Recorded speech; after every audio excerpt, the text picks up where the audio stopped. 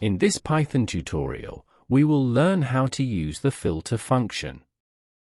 To support us, you can subscribe to the YouTube channel and like the video.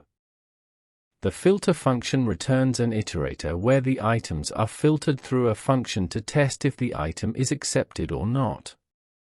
Let's better understand how the function works by making an example. I'm creating a list.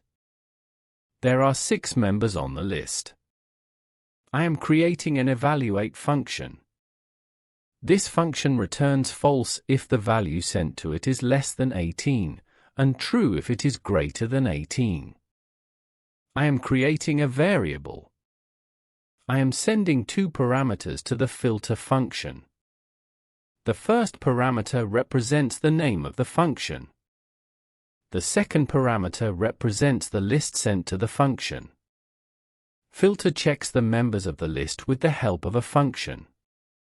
It saves the values returning true to the adults variable. We can see the members of the adults list by using a for loop. I printed values greater than 18 to the console. In this Python tutorial, we learned how to use the filter function. To support us, you can subscribe to the YouTube channel and like the video.